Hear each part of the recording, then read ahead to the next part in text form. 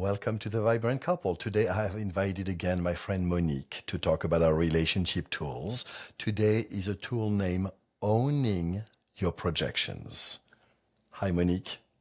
Hello, Valdo. Thanks for having me again. And so, Monique, briefly, what are the principles for our work together? Well, the grass is greener elsewhere is not true. The grass is greener where you water it. We also believe that secure attachment styles are practice, and playfulness is the key for a fantastic relationship. I agree. And so, what is the outline for our tool today? Yes, so we're going to go over why this tool called Owning Your Projections and the expected benefits, how to play it. We'll do some role plays and share a story or two, and we'll do a Q&A. Monique, you and I recorded 2 weeks ago. How is this true? Anyone interested, here is the link. Please share how these two games are related. Yes, fantastic. So, how is this true invites us to reduce our defensiveness by staying open to how feedback is true. When we're open, then we can be curious about projections. Please say more. Oh, sure. So, we can play how is this true right before we play own projections, or we can just explore the projections that we might want to own. So, it can be separately. There's a few ways this can be played. I can be frustrated with you, pointing an accusation at you, and never even verbalize and just think about what I might be projecting. Or you might give me feedback. I might do, how is this true? And then I might ask, are you willing to own your projections? I believe that as humans, we tend to project our happiness onto others, and that a way to somehow regain control of our happiness is to learn to own it, learn that it is an inside job. And I also believe that a couple is one of those best places to somehow surface all these places we somehow project on others to create happiness for us. Yes, absolutely. And with owning projections, you can learn to front load your projections by exploring your assumptions and interpretations. So that's one way that this would be true for this tool. And you can end those downward spirals more quickly by exploring your projections more openly. I don't know what you're talking about. I've never had that. That's a great segue into, like, you stop focusing on things you can't control, the other person, and you start focusing on the things that you can control, which is yourself and what you're projecting. Is this a tool you only play when both are willing participants, or can you do that even when your partner is not willing to engage into looking at their own projections?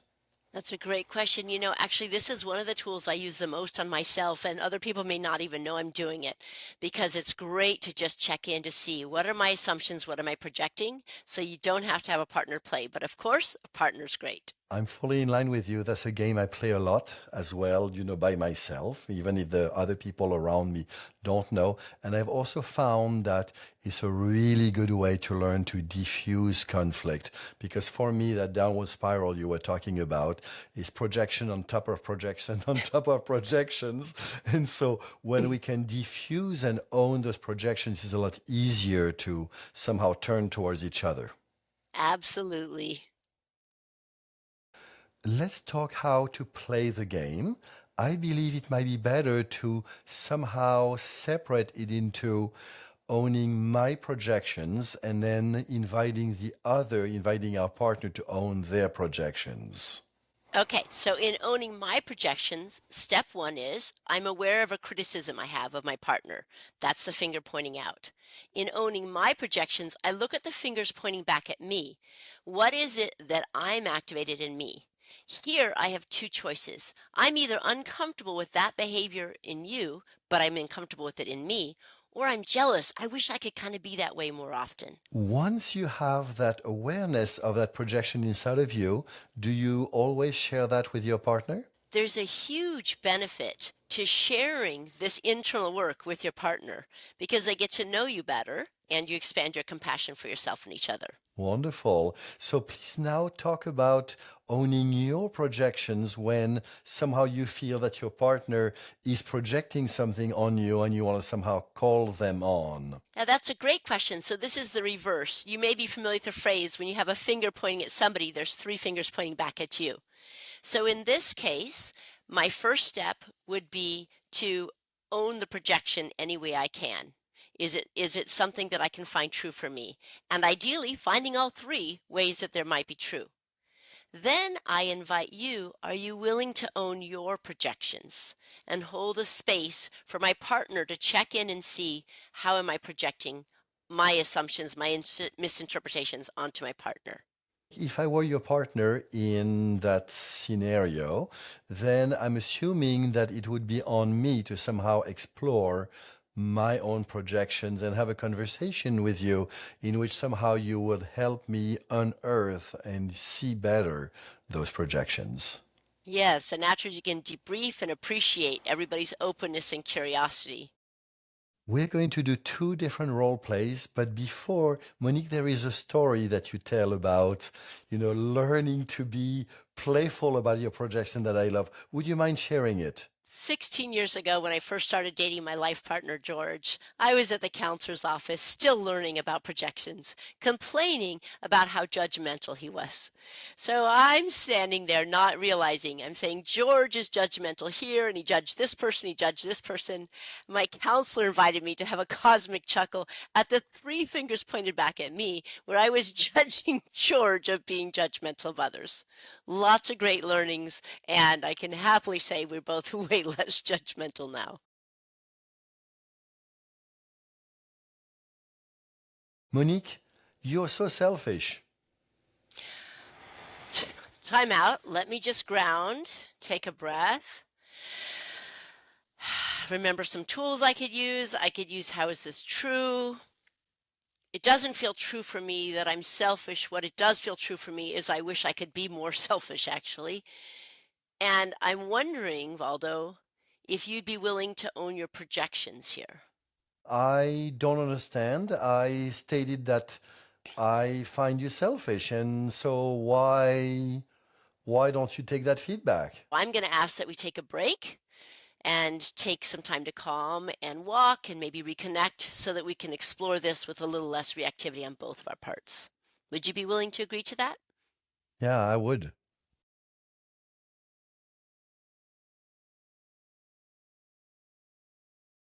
Valdo, you're having an affair. Monique, I am not having an affair. I know you've been going through my emails and my phone records, and which I'm not really happy with. And I would love to have a conversation with you about the projection that I think you have on me. Would you be willing to take a look at how much you would be projecting on me with that invented affair? What's true for me is I'm reacting to our lack of connection. And you're asking me to own my projection. I'm accusing you of an affair. The finger's pointing back at me. I've created a whole nother fictional character, and in my mind, there's an affair happening. And so I am projecting this other person to represent the disconnection I'm feeling. That's exactly what I'm seeing. So thank you for that. And so, how about we go into your desire, need for connection? And instead of, projecting that negatively onto that hypothetical affair, that you and I look at better ways of meeting your need for connection. Yeah, I appreciate that invitation. And what would be true for me is I wouldn't be making up this imaginary threat. I just want something to point to, but the threat is actually feeling disconnected. So I would like to talk about how we can foster connection and I can start to feel more reassured in our relationship. Wonderful. So, what I'm feeling right now is some opening between you and I, and a deeper conversation in which how we can meet your need for connection positively versus going into that spin on, accusing me because I somehow not meeting your need. Yes, thank you for that invitation. I think that's a much healthier direction for us to go. Wonderful.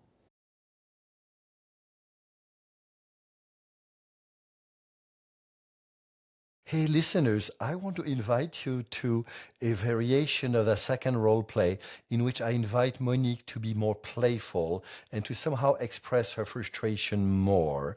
And so I'm going to use a game that Monique and I presented a few months ago named Give Me A. Valdo, you're having an affair. Monique, I hear you're frustrated, and that was a 3. Give me a 4. Valdo, you're not paying attention to me, you're paying attention to some other woman. Monique, I know you can do better tantrum. Go for it. Give me a 5. Oh my God, my life is over. You're having an affair with this other woman, and she's probably more beautiful than me and more smart than me, and my life is over. Monique, give me a 2. Valdo, I'm making up a story about you flirting with other women and maybe even thinking about having a relationship with one. Monique, give me a 1. Valdo, I'm lonely in our marriage. I miss you, and I'd like your time and attention. Thank you, Monique. That feels like a much better place to have a conversation about how we can meet each other's needs. And so, before we go there, the sense I have is that you feel lonely and frustrated that we somehow don't have enough connection and togetherness. Is that correct? Yes, and then I'm projecting onto you that you're having that connection somewhere else. First question, am I always projecting? As you've seen in our 3 role plays and in the story I shared at the beginning, we're always projecting. And so instead of wondering, am I, just look for how am I, where am I projecting? This expands compassion to yourself and an ability to better understand yourself and your partner. When someone criticizes me, is it always true? So part of developing wisdom here is what's worth really looking at and looking for the projection and what's really probably more about the other person. My encouragement as you're starting this tool, as long as you're in healthy partnerships, is to look for the thread of truth. You'll get some learning and growth there. It is also true sometimes it's better to leave that criticism at the feet and not to take it on. I want to add something here, Monique, to what I just heard. Some of my clients know themselves, they have confidence in themselves, and I fully support what you're hearing. Some of the clients I work with don't have that confidence. They somehow have the impression of having been a doormat too much of their lives. And this is a case where learning to say, no, this is your shit, is important. Next question is very interesting. What if my partner stops listening because they say I'm just projecting? That's actually probably likely going to happen. So the thing is when somebody gives you feedback, they give you some kind of criticism, and they tell you that you're just projecting, that my invitation would be for you to stop and find how it's true, because feedback is an investment. It's a sign of caring. So if somebody's complaining to you, they're still there, they're still invested. When they stop complaining, you have a bigger problem. The relationship's effectively dead. So my invitation is to just go ahead and look for the message they want you to hear and work on you and see what you can get from that. You might have a slightly different answer. How would you answer, what if my partner stops listening because they say I'm just projecting? So I do have a different view. The principle is the same, is reestablish connection in a way both are relaxed and present with each other. And so I would invite a timeout. I would invite something like a hug and relaxing with each other as a way of reconnecting. And then when that reconnection is established, then address the issue again.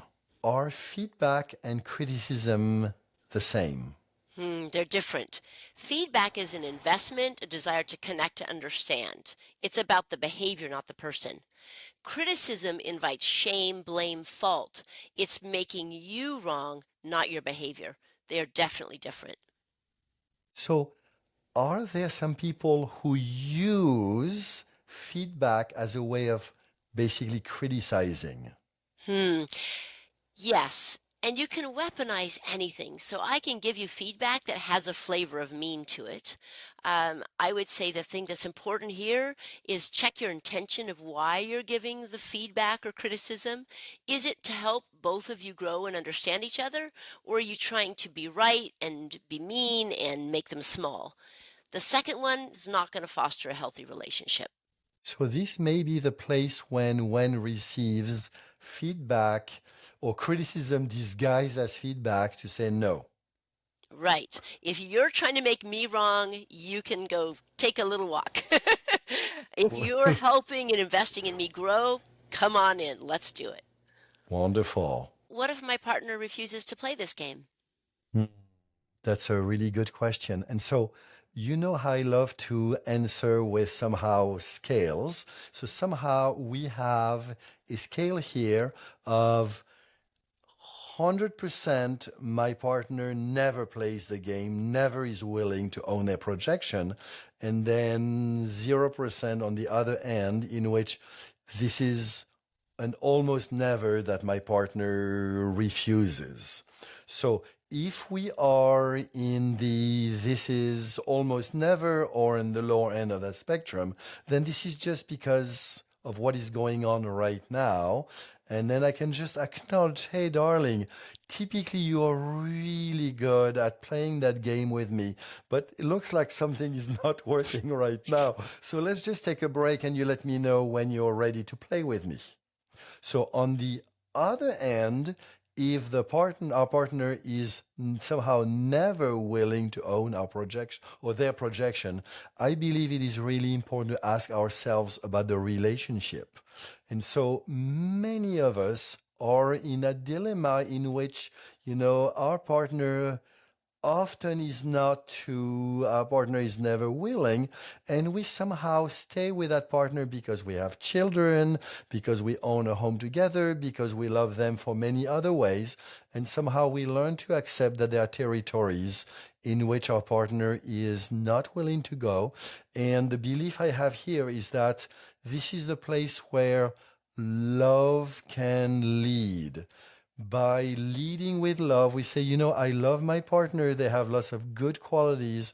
They are one of the best things ever in my life. And there are some territories we cannot go. I heard that when I'm the one projecting, either I'm uncomfortable or I'm jealous of the behavior. Is that true? Hmm. Yeah, so if we look at the saying, anytime you're pointing a finger at somebody else, there's three fingers pointing back at you. I've used this concept with clients worldwide, and so far I haven't found an exception. So my answer is yes. If I accuse you of being selfish or you accuse me of being selfish, there's two choices. Either I'm uncomfortable with the way that I'm selfish in my own life, or I wish I could be more selfish and make more space for me. Those are the two choices. Could I be projecting more than one behavior or trait onto someone? I love that question because I believe we are always projecting multiple things.